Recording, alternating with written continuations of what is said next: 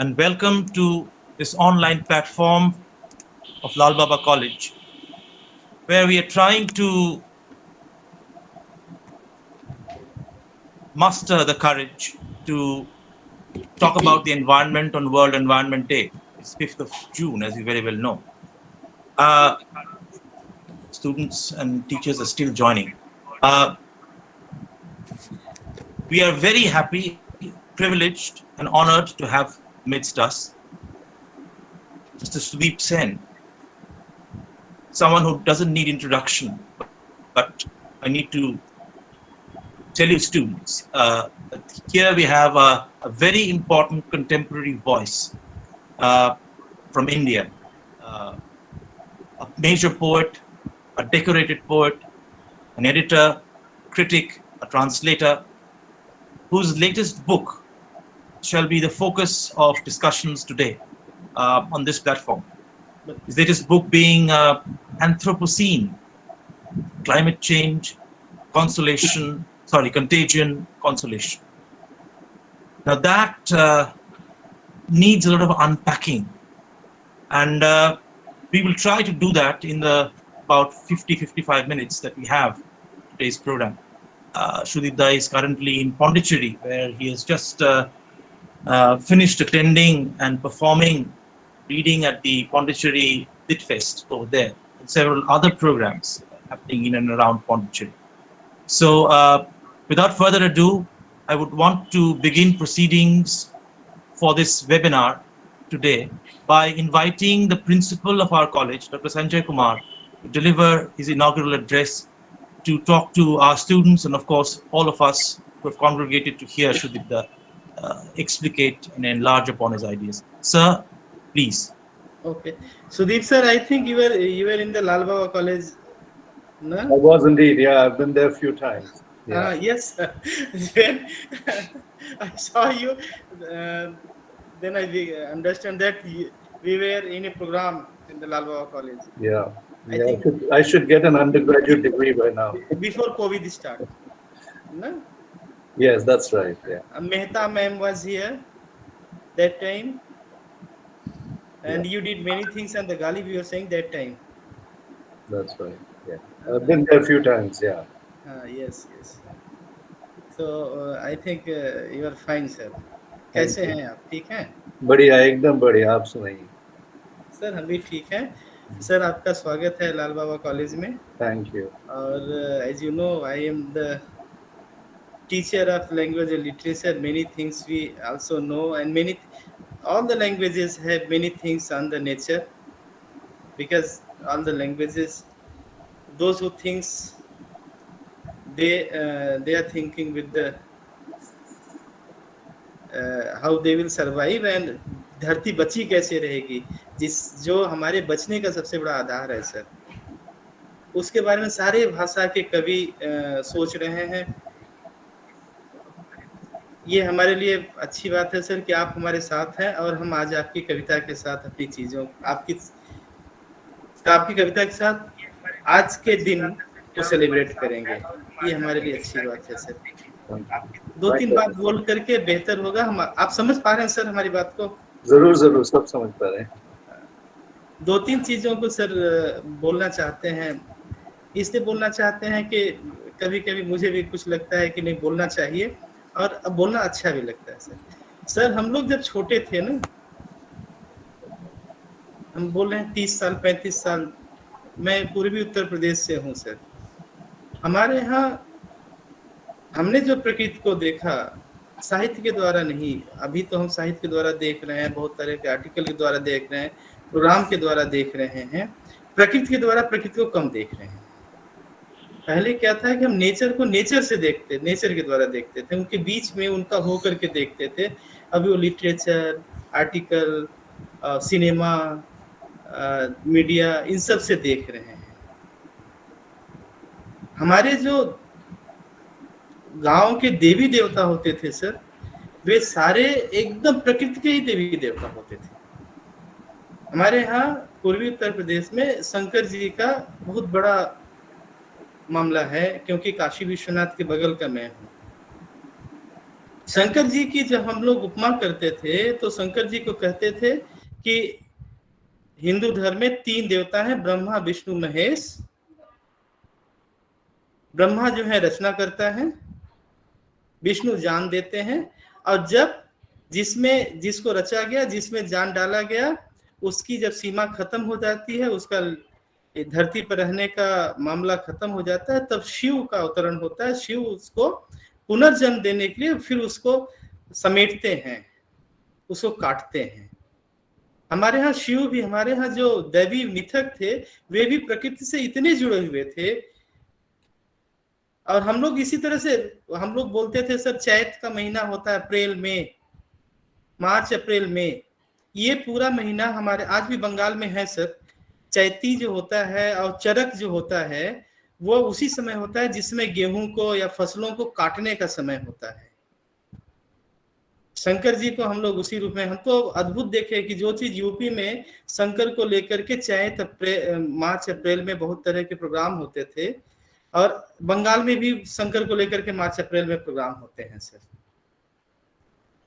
हम सर प्रकृति को प्रकृति के द्वारा अगर पहचाने, जाने, मिथकों को प्रकृति के द्वारा पहचाने, तब शायद हमको लगता है कि प्रकृति जो है हमारे साथ ज्यादा होगी।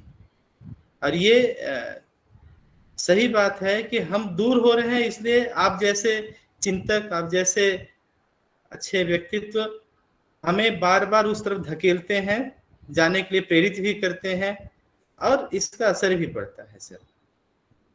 और आपकी कविता से बहुत सारी चीजें को सुनेंगे। हिंदी में सर एक है शिव प्रसाद सिंह, बहती गंगा, उन्होंने एक उपन्यास लिखा था सर। उन्होंने यही दिखाया कि हमें गंगा की पूजा नहीं करनी है, पूजा करके गंगा, मोटा उपन्यास है सर, गंगा की पूजा नहीं करनी है, बल्कि गंगा को एक नदी की तरह आप मानिए, इस हिसाब से नदी की तरह मानिए कि वो जिसके लिए है उसी के लिए बनी रहे। गंगा सबको पानी देती है, गंगा के पानी को सीधे सीधे पी सके इतना साफ रखिए। जब आप पूजेंगे तो माला फूल फेंकेंगे, दुनिया भर के कचरा को फैलाएंगे, और कचरे को फैला करके पानी को पीने के लायक नहीं छोड़ेंगे। न तो आप, और जब पानी पीने लायक रहेगा नहीं रहेगा तो न तो हम मनुष्य बचेंगे, न तो पशु बचेंगे, न तो पक्षी बचेंगे, कोई नहीं बचेगा। अगर सबको बचानी है, गंगा को गंगा की तरह ही देखिए, गंगा को देवी मत बनाइए, गंगा को पूजनीय मत बनाइए।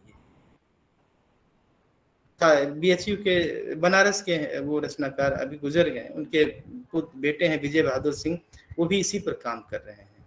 रुद्र प्रसाद पांडे हैं, प्रकृति, उनके सारे उपन्यास उसी पर हैं, प्रकृति को लेकर के। और आज हम, हमारे लिए अच्छी बात है कि सर हम आज आपकी कविता के द्वारा प्रकृति के पास जाएंगे और सर इसको सुनेंगे। सर आपका मेरी इच्छा थी कि हम 1-2 कविता सुनाते, लेकिन हम अपनी नहीं सुनाएंगे सर, हम आपकी सुनेंगे।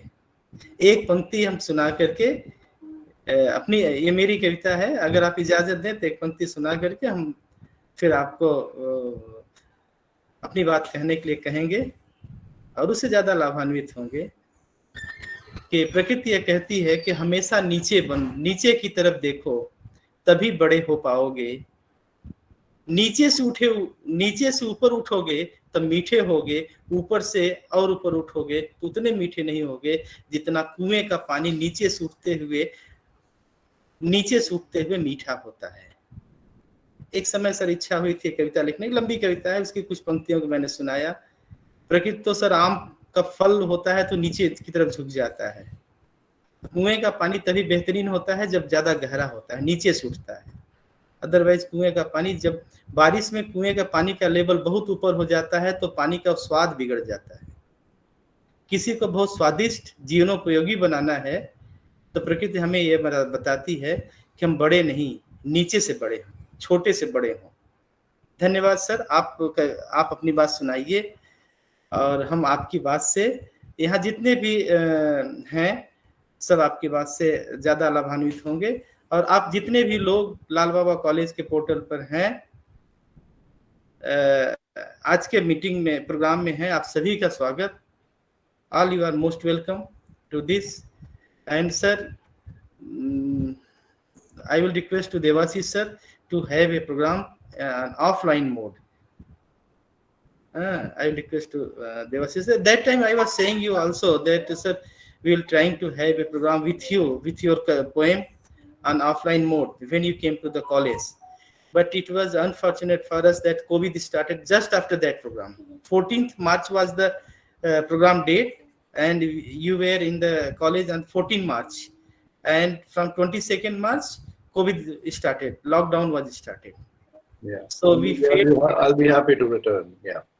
Okay, sir. And Devasi sir, we try to have a program with sir, an offline mode. Of sir course. Sir Of Kavita course. जो है आमने सामने ही अच्छा लगता है. जरूर. मन की बात यही प्लेटफॉर्म थोड़ा सा अच्छा होते हुए भी ना एक गैप रखता है, एक ब्रिज का काम करता है. वो ब्रिज हर समय सर थोड़ा सा स्पीड ब्रेकर का मामला तो रखता ही है. कविता को सुनने में, कविता को समझने में ब्रिज नहीं होना चाहिए, मेरी समझ ये कहती है सर. यहाँ थोड़ा सा एक ब्रिज लग जाता है. तो हम सर आपसे रिक्वेस्ट करेंगे कि एक ऑफलाइन करिए जहाँ ब्रिज नहीं हो. जरूर जरूर आएंगे. आपने देवाशीष को पब्लिकली परमिशन दे दिया, अब तो वो तो कर ही पाएंगे कोई. सर अब तो सर भी रेडी है और मैं भी तैयार हूँ, आप करिएगा sir. Okay sir, most welcome sir. Sir अपनी बात रखिए. Thank you so much, sir. Thank you so much. It's time now to introduce our guest and distinguished speaker and personage today. Before I do that, a couple of lines, of course, about our reading club. Shudipta needs to know as well that this is an IQAC initiative, but in collaboration with the reading club of our college. The reading club, whose convener, Professor Ashoka Bhattacharya, you have already had a little chat with. She's been trying to galvanize this club, this reading club, because it was from the intention or the idea that students needed to read more. I mean, not just be confined by the syllabus, but have a life outside. In fact, breathe fresh air if possible.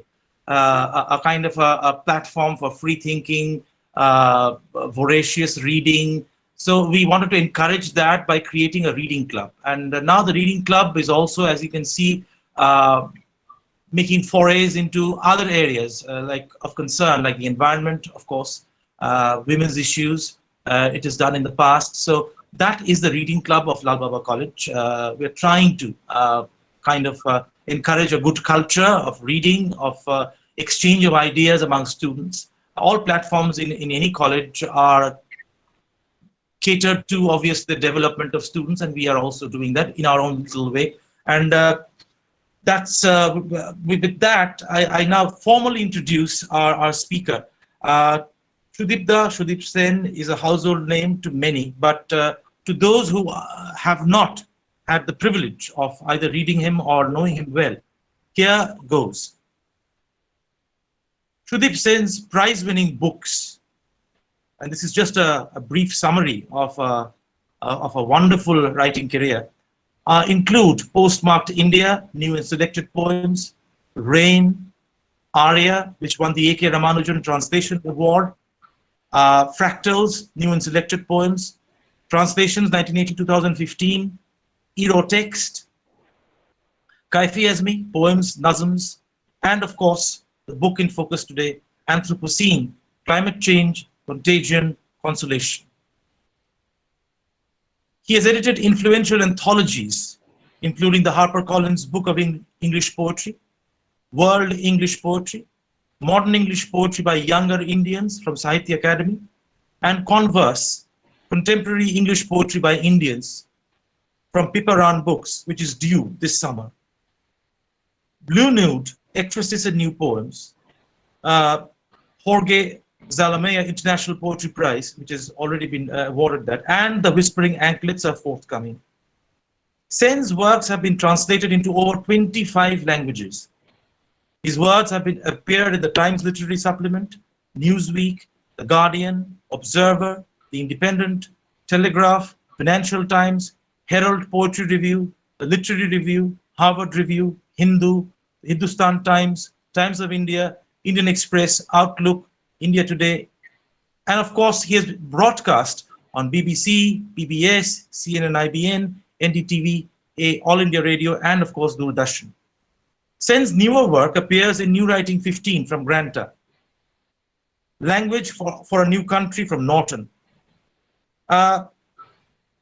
He's the editorial director of Arc Arts. He's the editor of Atlas, and currently the inaugural artist in residence at the Museo Camera. The Government of India awarded him the Senior Fellowship for Outstanding Persons in the Field of Culture and Literature. Sen is the first Asian honored to deliver the Derek Walcott Lecture and read at the Nobel Laureate Festival. We have a gem amongst us, ladies and gentlemen, today.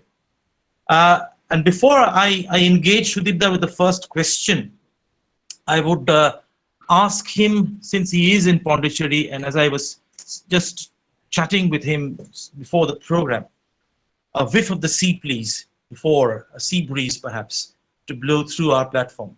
So I would request Sudipta to read that poem, I.E., from his collection, Anthropocene, and then we'll begin proceedings. Sudipta. Namaskar, namaste, good morning. It'll be lovely to actually see your faces. So if you just put on your cameras, that'll be nice. Otherwise, not only we are in a mosaic, distant culture, but these, yes, thank God, I can see someone else as well. So it'll be a bit more intimate. Otherwise, reading to a screen itself is quite a daunting task. So I would request all of you to put on your cameras as well. Yes, the first poem in the book is called That Is, I.E.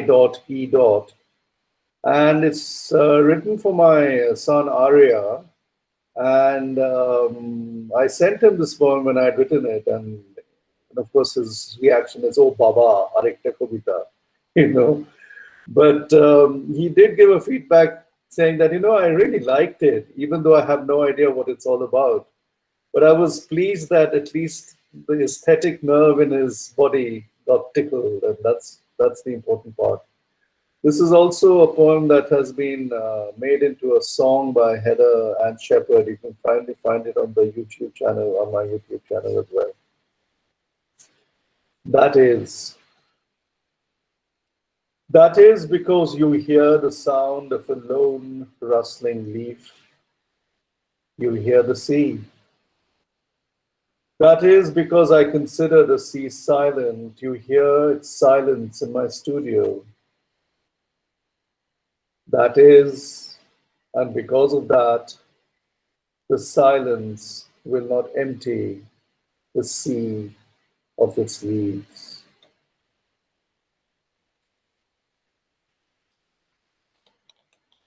The next poem is called Disembodied, and this is located in my home city of Delhi. And it was written around the beginning of the pandemic.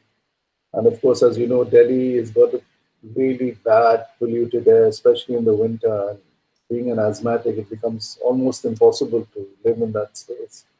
So partly it's about that, partly it's about, the kind of world we are surrounded by. Disembodied. My body carved from abandoned bricks of a ruined temple, from minaret shards of an old mosque, from slate remnants of a medieval church apse, from soil tilled by my ancestors. My bones don't fit together correctly as they should. The searing ultraviolet light from aurora borealis patches and edge corrects my orientation. Magnetic pulses prove potent. My flesh sculpted from the fruits of the tropics, blood from coconut water, skin colored by brown bark of Indian teak. My lungs fueled by Delhi's insidious toxic air, echo asthmatic sounds, a new vinyl dub remix. A universe where radiation germinates from human follies, where contamination persists from mistrust, where pleasures of sex are merely a sport, where everything is ambition, everything is desire, everything is nothing, nothing and everything. white light everywhere, but no one can recognize its hue. No one knows that there is color in it, all possible colors. Body worshipped not for its blessings, but its contour, artificial shape shaped by Nautilus, skin moistened by L'Oreal and not by season's first rains, skeleton strength not shaped by earthquakes or slow molded by fearless forest fires. Ice caps are rapidly melting, too fast to arrest glacial slide. In the near future, there will be no water left or too much water that is undrinkable, excess water that will drown us all. This embodied floats afloat like Noah's Ark. No GPS, no pole star navigation, no fossil fuel to burn away. Just maps with empty grids and names of places that might exist. Already, there's too much traffic on the road. Unpeopled, hollow metal shells without brakes swerve about, directionless, looking for an elusive compass. Thank you, Shudipta. Wonderful to begin with your words. I would ask you the first question by uh, how do you consider climate change to be actually a change of mood? Because that is how it occurs in your poetry. When you are reminiscing about places, about moments, it's about a change in mood.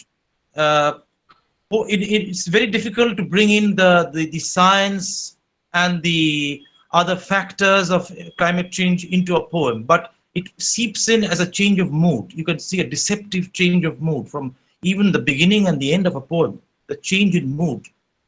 Is it the long history of this change in mood that in poetry that you see how climate change has seeped into your poetry and might into the works of art being produced today? I would want you to give your opinions on that. Well, I hope certainly it's a change. It changes people's mood. It's high time. Climate change is the most important phenomena that we should be tackling, and people are not tackling it seriously. I've been engaged with it for the last many years before it became trendy. You know, now it's all very trendy. You have programs on the World Environment Day, and there's eco literature and eco criticism, and all that existed. It's just a new garb for old stuff. And I hope there is a change. Really, that is why one writes and one thinks and one does what one does. But I don't think there is enough change, frankly, around. There's just too much toxicity, too much reliant on fake news. Truths have become untruths. Facts have become non-facts. History is being rewritten. Things are being taken out of context. So it's a very, very fraught time we are living in. I know bureaucrats and scientists and technocrats have written about climate change and continue doing so, and there are conferences like the COP26 and so on. But this is, I'm told, the first creative book that has been written, a full-length book. Single poems here and there have been written, of course, on climate change, but this is a sustained full-length book on climate change. And I didn't plan on writing it, to tell you very honestly. I was working on another book which is yet to come out, my big passion, which is called, the book is called Whispering Anklet, Pile, my big passion for classical Indian dance and music. And hopefully I'll get to that in the second half of the year. But during the pandemic, this just took over. It's difficult to say this, but pandemic has been a difficult time for everybody. But this book, in an odd kind of way, was a gift of the pandemic to me. Had this not happened, I may not have actually put this book together the way it is. And it's a cross-genre book. So it has poetry, prose poems, reportage, photography, meditative pieces, and so on.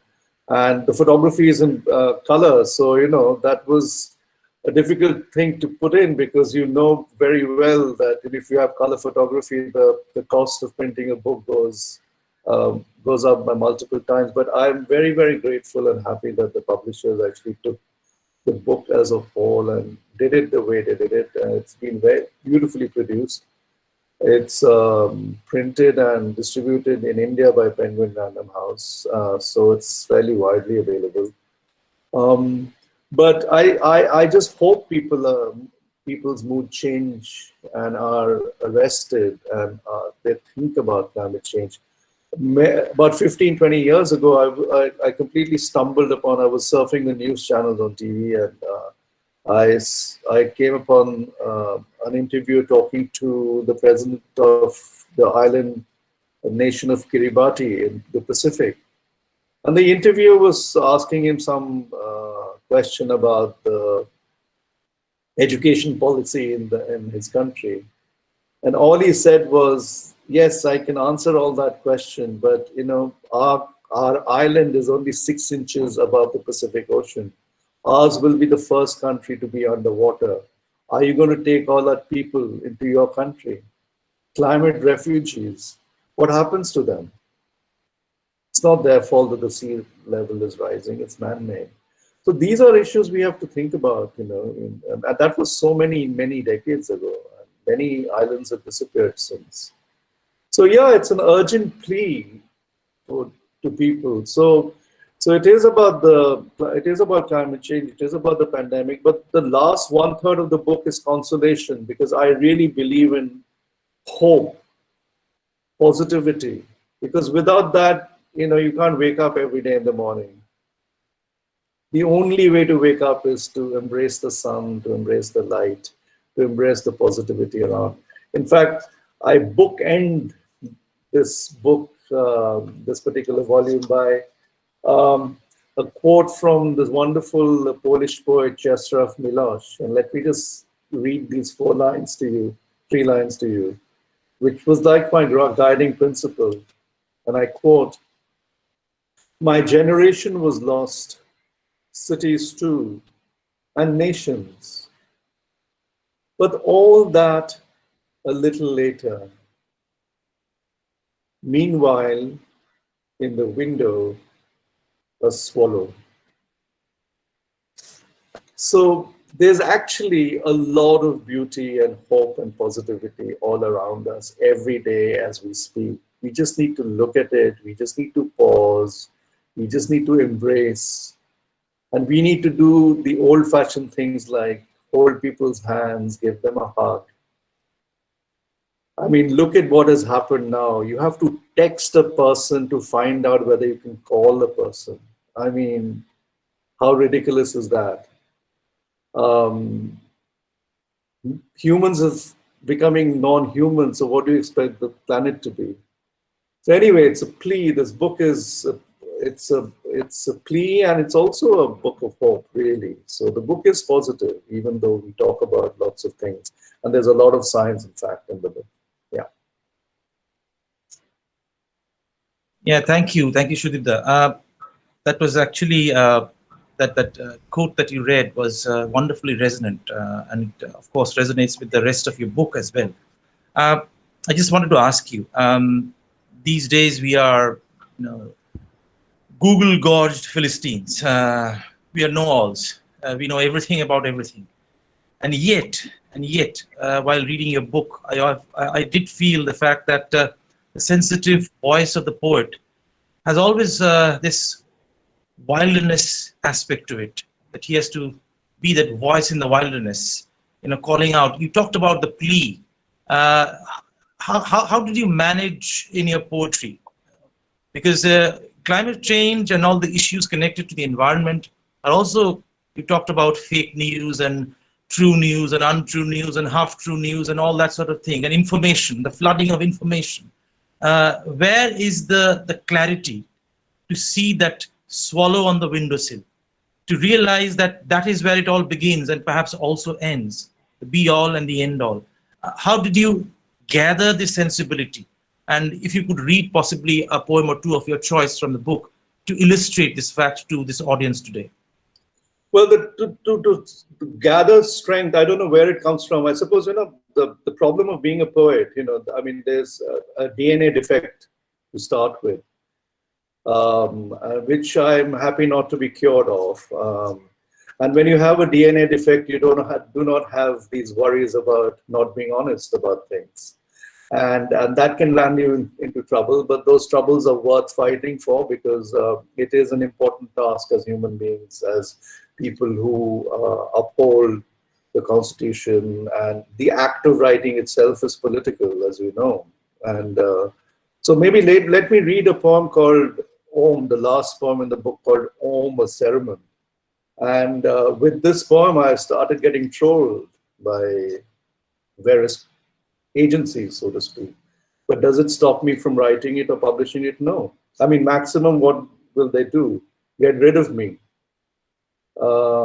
But that's a very lame way to kind of silence people. So this is Om, a Sermon, and it has some quotations within the poem in italics, and you all might recognize it. It's from this wonderful Kashmiri poet who is no more, Agha Shahid Ali, and I quote him. And it opens with an epigraph from Goethe, and I quote, "Architecture of frozen music.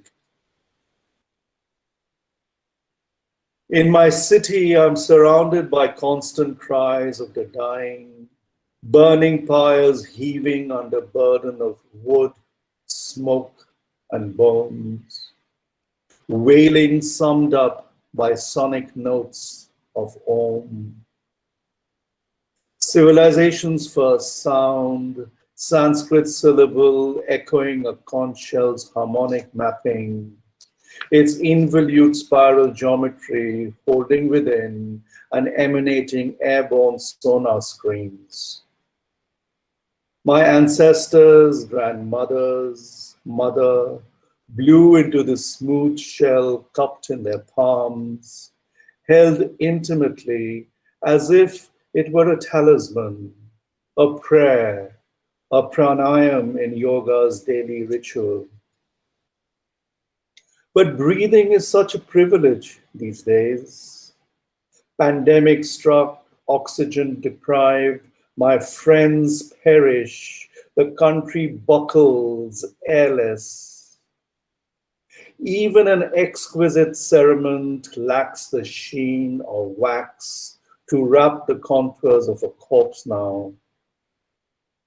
Each day as I write endless condolence notes, etching dirge-like couplets on gravestones, my city continues to be dug up, not to make space for burial sites, but for palaces of illusion. An architecture of frozen music, greed, calumny. A country without a government, a country without a post office, Shahid laments. Let me cry out in that void, say it as I can, I write on that void. Om celebration now, an unceasing requiem. Yet we chant in hope for peace. Om Shanti, Shanti, Shanti.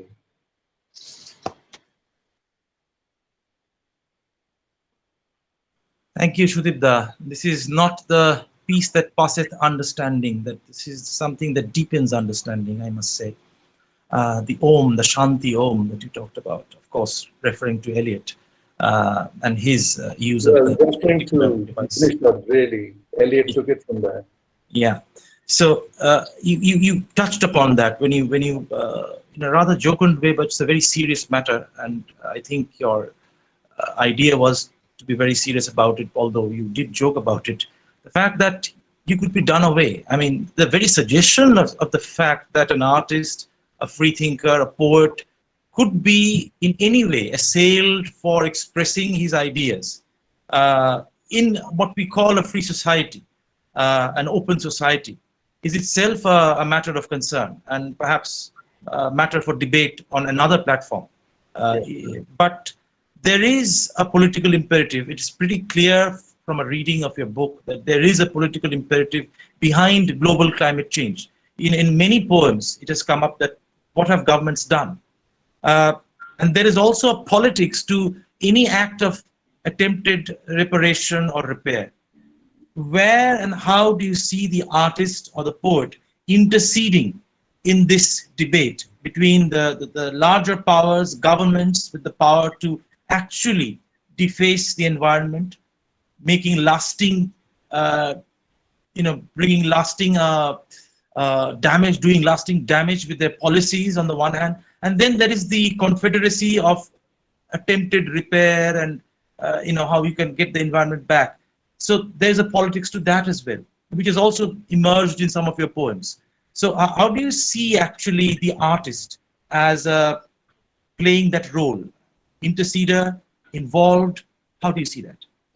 Well, the act of writing the book itself was the answer to your question, really. And the book has taken on a life of its own. It's amazing that what's really happened to this book. I mean, the first people to interview me, in fact, was the Norwegian Climate Agency and the Norwegian Writers Union got hold of the e-book version of this last year. And they were the first to interview me, in a sense. End of last year, there was a seminar at Oxford University on the book. And there was a climatologist, there was an English professor, and a social scientist on the panel. I was not even part of the panel, I was watching it. So I'm really happy that a book or a book of poetry or literary works that normally stays confined within the academia or a narrow band of interested people who are interested in literature has actually transcended and gone beyond that and is engaging social scientists and others because they see the book and what I have written as a different kind of entry point, as a artist and a sensitive writer or a thinker's point of view who writes creatively and the solutions that can bring. So I'm glad that has happened. And to answer your question, is really, I mean, I wrote the book and that's the answer. That is the answer. And it's been embraced by a lot of people, including some people I didn't think who would, because it goes against the political grain of many countries. But, people at the end want truths. People at the end want something that comes out from the heart, which also uses the head. So that, in any case, is going to outlast narrow political will. I'm sure of that. And that's what makes me continue writing, regardless of whatever happens around here. The whole idea of even making anthologies is fraught. I mean, I've been editing anthologies of Indian poetry. Why? Because I realized that Indian poetry is actually in a very, very good state. There are some wonderfully excellent Indian poets who write not just in English, but in every language. But I concentrated on the English language poets. But they don't get their due collectively at all, not only in India, but even outside, let alone outside. That's because a peculiar disease amongst the Indian poets in English prevail, that they are like the crab mentality. Rather than reading each other's work and supporting each other's work, they'll be pulling people down. But that's, so when you're doing an anthology in India, all the people you leave out are your instant enemies. That's how banal things are. In fact, if you see the HarperCollins anthology, I had people who, in the book, there are people, you don't like everybody personally, and there are people I may not like, but their poetry was in the book because I think they're good poets, and that's what matters. Poetry should win over poets. Truth should win over untruths. concern for climate should win over commercial profit. So you have to stick to that ground, so in whichever field you are in. And the thing is, as a human being, I have to sleep peacefully. And if I know I've screwed up, will toss and turn, and my sleep is going to be destroyed.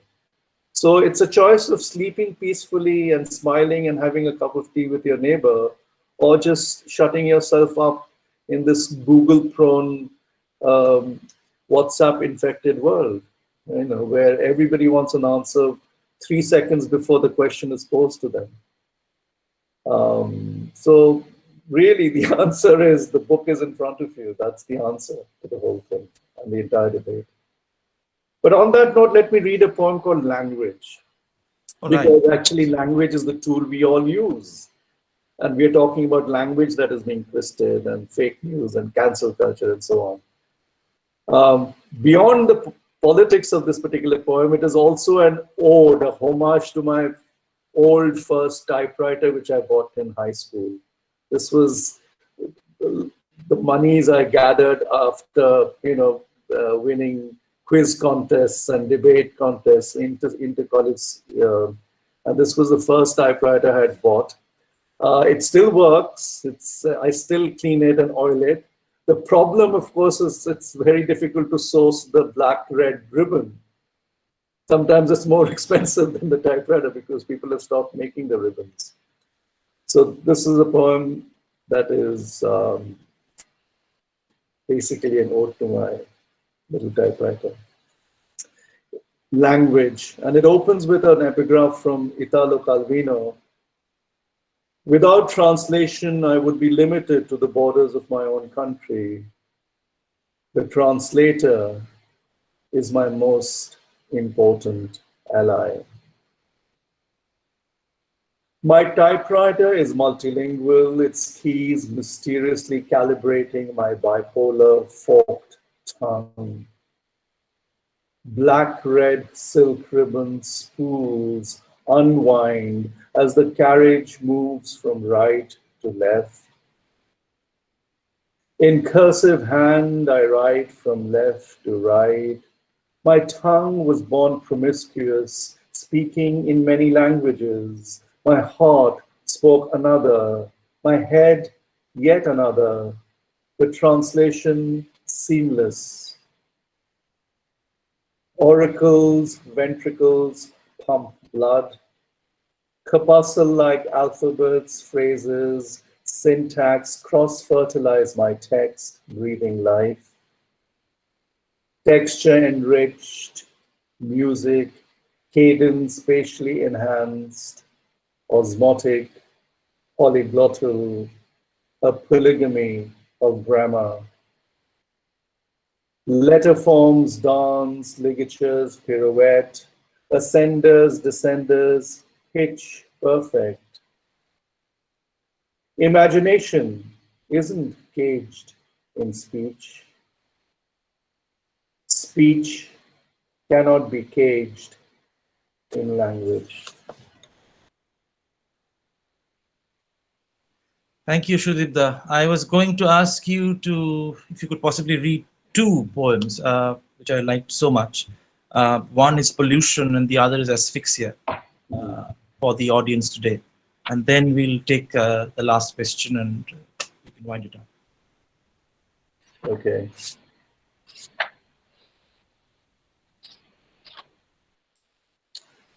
Pollution is, I have a wonderful neem tree in front of my house. It's the tree I look at every day when I'm in my study, in my office. And the neem tree a long time ago got bent in a storm, and the local municipal people came to cut the tree, and we all surrounded the tree and hugged the tree, and I said, "You cut us before you cut the tree." We didn't allow that to happen. It's bent, but it's since then grown into this wonderfully elaborate bough with its florets and leaf structure. And so I don't have any curtains in my house because just the shield of the neem tree is enough. And neem, as you know, is a very important tree in our culture. It's a natural air purifier as well. apart from every part of the neem tree, like the banana tree, is used for various things. So this one is called Pollution, and it's an ode to the tree in front of my house. Neem serrated leaves outside my study wear season's toxicity on their exposed skin, worn arteries choked, marking scant time. Ash pollutants from cities' power plants, crop stubble burning, smoke from burning fields, pockmark damage every visible vein as tree leaf ridges struggle to supply life to a pale green lungs. Air is thick, heavy, unclean, unworthy. Neem once acted as a filter for us, now needs one herself.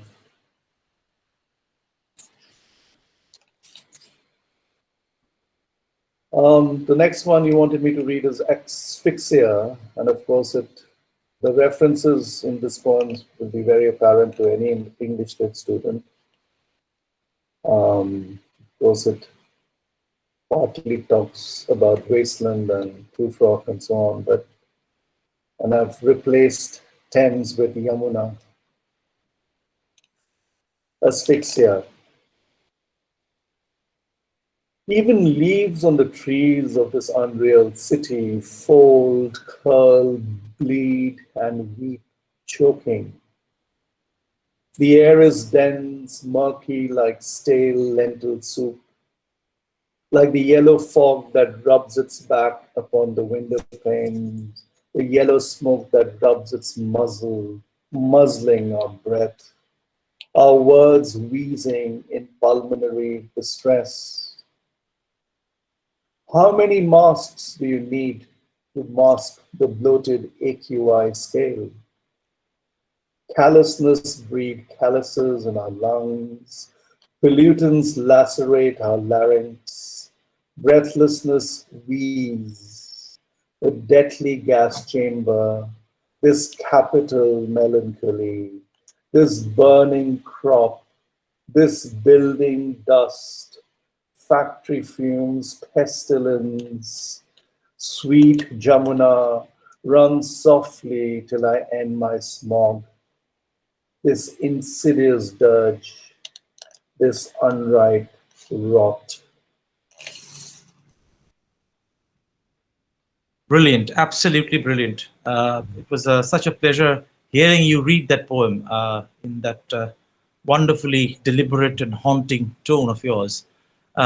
It sets me up for that final question. You've talked about consolations, that your final section is all about consolations.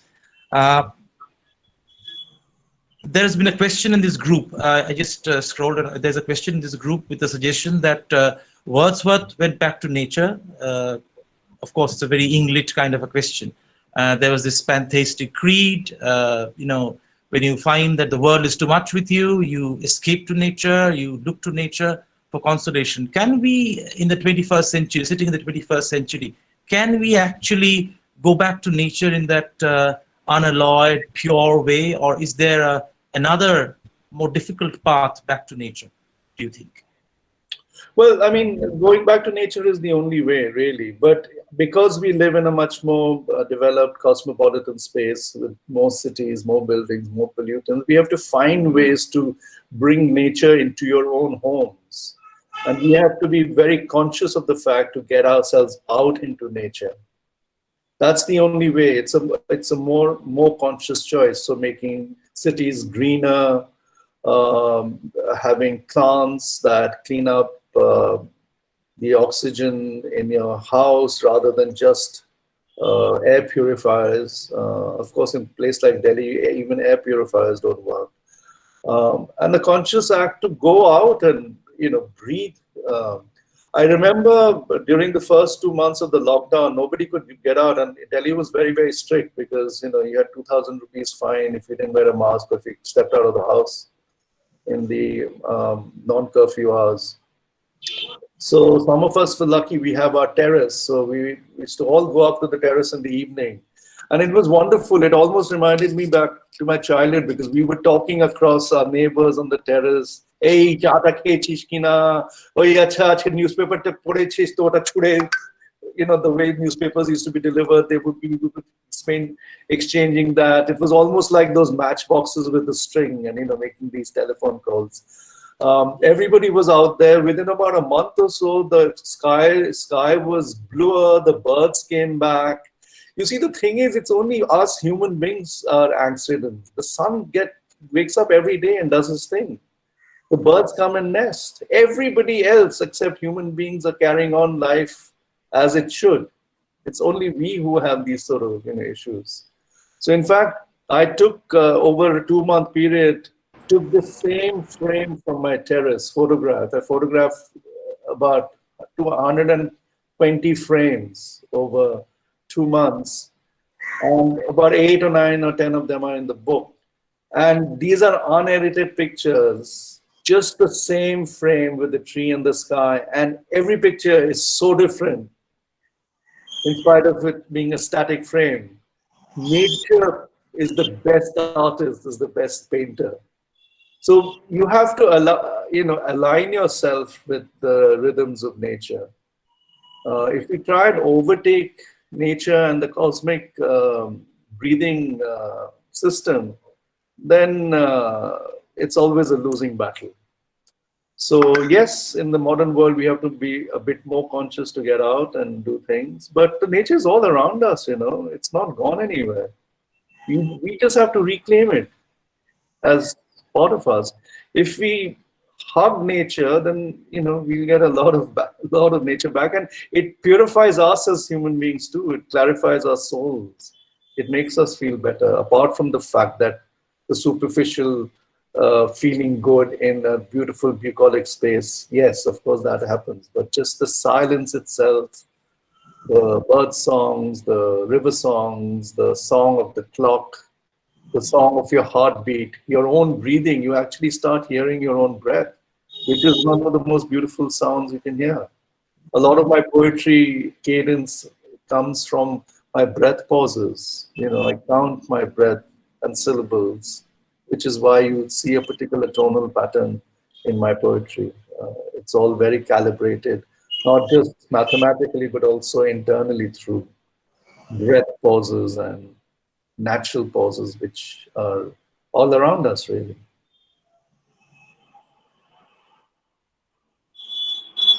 Yes, clarifies our soul. Nature clarifies our soul. That's such a wonderful phrase, Shrudipta. Thank you so much for taking time and talking to us, enlightening us, regaling us with your reading, with your ideas today. We have a few more minutes to go. Can we have a couple of questions from the audience? We'd be very glad to have a couple of questions from the audience. I can see the serene face of Shushanta Bhattacharya, the only person who's on camera. So I can see a calm face there. Thank you. I enjoy this speech because I am also there to one environmentalist. I am from Silchar, from Assam, and now here it is raining, so I am enjoying my this environment today. And actually, this lecture also motivated me for further simplification of the poetry. Even the poetry maybe in near future, maybe like this, that way to help the environmentalists. Yes. And I can say that Mother Earth, we have to protect our Earth, because only one Earth here in this universe or galaxy. When will people know that? I mean, we are supposed to be so clever, but we are still debating about that. Whatever the temperature of the Delhi now, actually, weather monsoon also there. Right now, I'm speaking from Pondicherry. I just had a lovely walk in the monsoon. It's still hot here. It's about 33 degrees, but you have the rains, you have poetry, you have your garam cha and pakoda and chingara. You're in heaven. Yes, because I am also that way also write poems, and also that way I am also interested about the planting the plants also in my I think campus. one way of solving the world is everybody should write more poetry without thinking of themselves being Poetry published. is one. Without Poetry, thinking of themselves being published, because that's where things go wrong. poetry itself is an instrument to motivate, actually, even against war, against this degradation of the earth. Poetry is also, because I find that in your poetry, as so simply you are using the words, even the giving the reference of the Polish poetry, with the generation, one generation also may be destroying. We may be not this species metal. We may not be. We are consuming everything. Maybe not even keeping something for our next generation. Really, it is also. And you know, one of the things about poetry is, you know, when you write the first few drafts, certainly in my case, you know, the poem is actually very, very complicated at some level, because, you know, we as users of words try, or sometimes what happens is we can get very wordy and use very bombastic words or words that are impressive. The most difficult part about editing poetry is to make it as lucid and simple as possible without losing the core and the seriousness of it. That's what great poets have taught me. I've had the good luck of having some wonderful, wonderful mentors in my life. I'm a very old-fashioned person at one level, a very Bangali person at one level, who grew up in a household of argument and food and drink and a lot of food and drink and argument, yes. And then a lot of music and kobita and dance and so on. So it was an old-fashioned way. So I remember, even when I was growing up, the poets who were mentors were people like Joyanto Mahapatro and Nissim Ezekiel and Dom Moraes in my early days. And they really taught me a lot in many ways. I really believe in the whole idea of Guru Shishya Parampara, that, you know, we should pass ourselves, our craft down, and we've learned from the others, because we are part of a continuum at the end, just as nature is part of a continuum. It's the same models, but what happens is ego comes in, and they all want to be the best poet in the world, which is it's a fine thing to aspire to, but let us be all best poets collectively. That would be a good thing. Yeah. I mean, think of a team game like football. Yeah. You know, you can't have only one striker, and, you know, you might win 1 or 2 games, but you really need all 11 to play, or cricket. If that is the case, then I think we'll be in a better space, and we know it. You see, it is not as though we know it, but I precedes us and we, sadly, for many people. But if we can just bring back the we and us, we'll be fine. We'll be fine. Nature is not worried. We human beings ought to be worried. Thank you very much. Right, you are, Shudipta. Any further questions? Quick questions from the audience for Shudipta.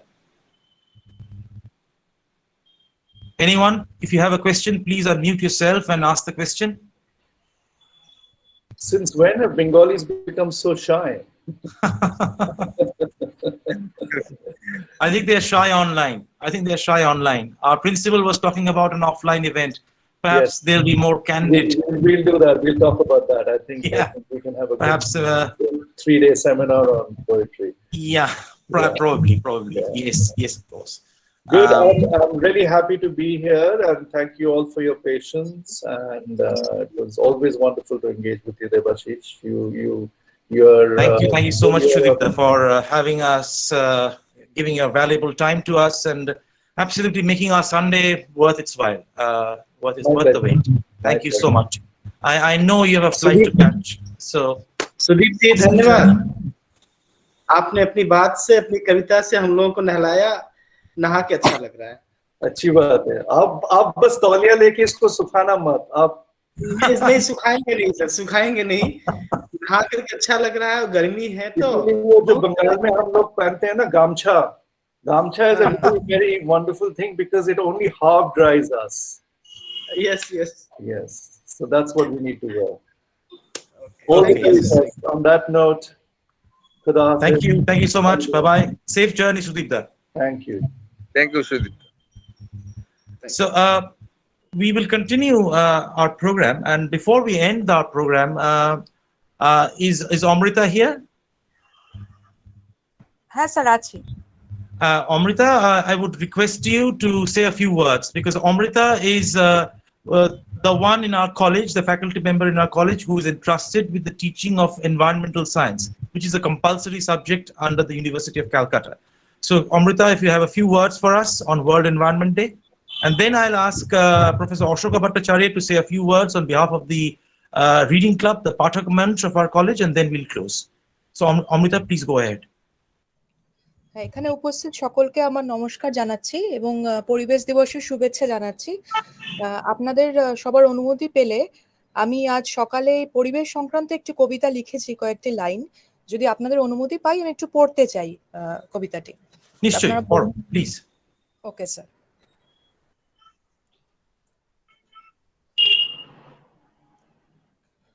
আমাদের চারপাশে এই যে এত রকম পাহাড়, আমরা তাদের বিভিন্ন নামে ডাকি। কে নাম দেয় পাহাড়ের? বুক ছিন্ন করা পাইন, নাকি আলতো ছুঁয়ে থাকা নরম ঘাস? তুমি কি নামে ডাকো তাকে? মেঘের মিনার, আকাশলীনা, নাকি তাকে দিয়েছ কোনো গোপন প্রিয় নাম?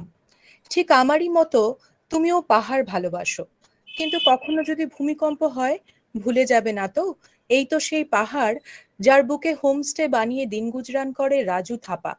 চোখের নিমেষে শত শত পাইনের বন উজাড় করে রাংপো নদীর তীরে এসে হাসি ফুটিয়েছে তার বেটা মিংমার মুখে। আমরা বেটা বেটির দল হৈ হৈ করে শহর থেকে আসি, জমিয়ে লালামা খাই নরম শিক কাবাবে। পাহাড়, তুমি কি তখন কাঁদো? আমরা কেউ শুনতে চাই না তোমার কান্না, আমরা বুঝতেও চাই না তোমাকে একা রেখে চলে গেলে এক বুক সবুজ নিয়ে সেই তোমার পরম সুখ। ঠিক আছে স্যার, হয়ে গেছে।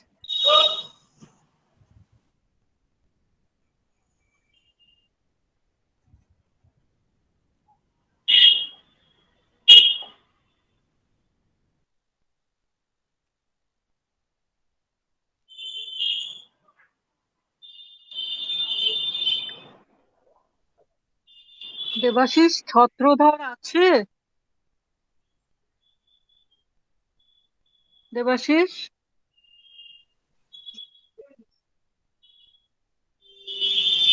Yes, Ashokadi. Thank you, Amrita. Ashokadi, Chhatroda was there. I have to check if he's still in the meeting. I saw Chhatroda join actually.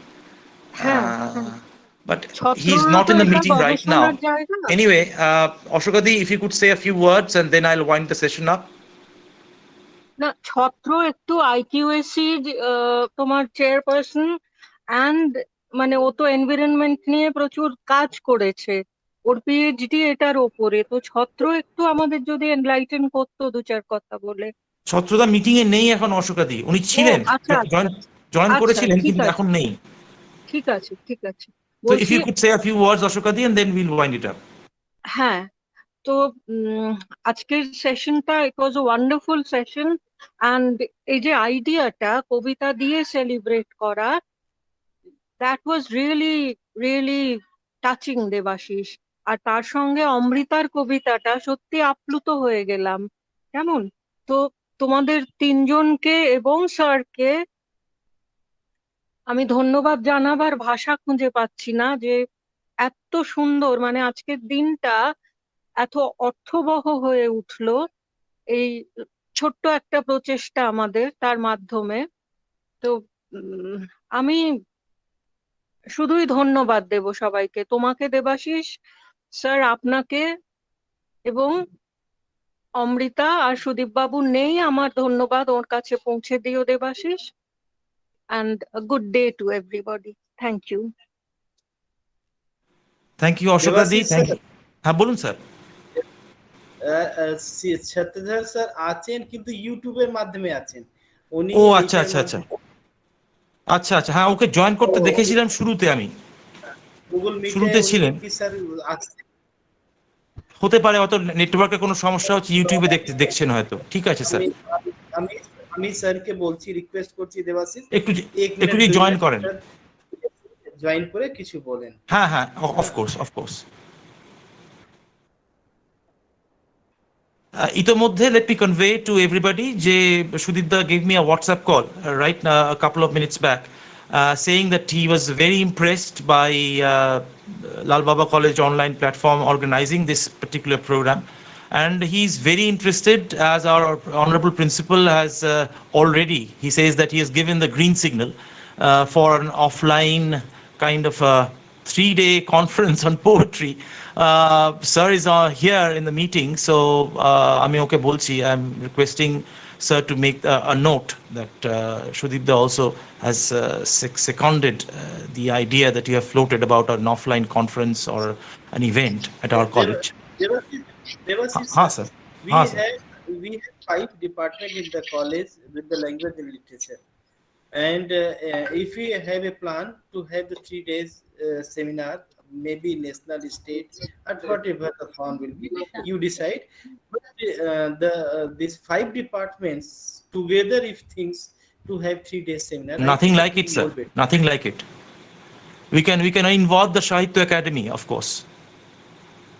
Because we can also involve the Sahitya Academy with us. Yes, sir. You think about yes, sir. We will think about it when the new session begins, when we will have all students with us. Yes. So maybe post-August we can think of something. This types of program needs lots of preparation and planning. Yes, sir. So with full planning and preparation, if yes, sir. all 5 departments under your guidance, if things, then it will be better. Definitely. We can start thinking. Will come out. Definitely, sir. Definitely. So we are waiting for CD sir. Has it? No, CD sir hasn't joined.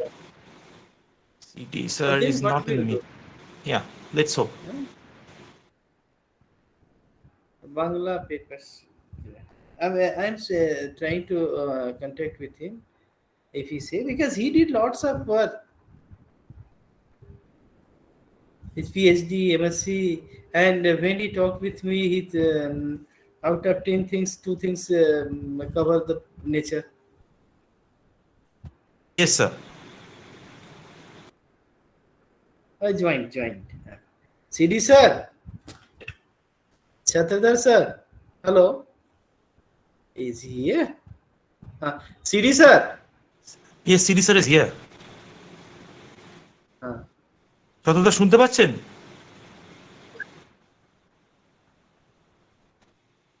Hello.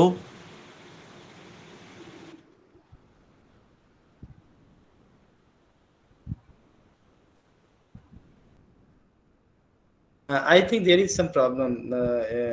CD sir. CD sir.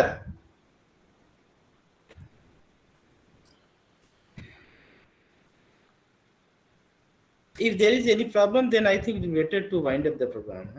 Okay, sir. Thank you so much for everybody for staying with us. We had a little technical glitch, and our IQAC coordinator, who is joining from outside from Bangalore, he couldn't join us, so we were waiting for him to say a few words. But since there are certain technical issues, it seems, we will try and wind up the program now. It has been a wonderful Sunday morning session on World Environment Day. We never thought that we would be able to organize this at such short notice. Thank you so much to the principal of our college, Dr. Sanjay Kumar, to the IQAC coordinator, Dr. Chatradhar Das, to the convener of the Pathak Manch, or the reading club of our college, Professor Ashoka Bhattacharya, and of course to Shudip Sen, our distinguished guest this morning, for making it a worthwhile occasion where we could debate, enlighten, regale ourselves with poetry. Thank you, Amrita, for your wonderful reading of your own poem. Thank you, everyone, students, guests from outside our college, faculty members who could join today. Thank you so much. I sincerely hope that it has been an enlightening and an enjoyable event, and something which we can use as resource later. Debashis, তোমার একটা কবিতা দিয়ে wind up করলে খুব ভালো লাগতো। Uh, Ashokadi, not today, not today. Let it be Shudipda's event. Let it be event for IQAC. Let it be the World Environment Day in focus. I can read, of course, later. I can read later. Okay, okay. Shudipda mentioned two books. I mentioned the book Converse. Shudipda has edited two books in which he has included my poems. So for another occasion, I think for another occasion. Uh, Okay. uh, and happy Jamai Shushti to all the you know, son-in-laws in this meeting. So it's also Shoshti today, in a very Bengali Very way. few son-in-laws were here, Devashis.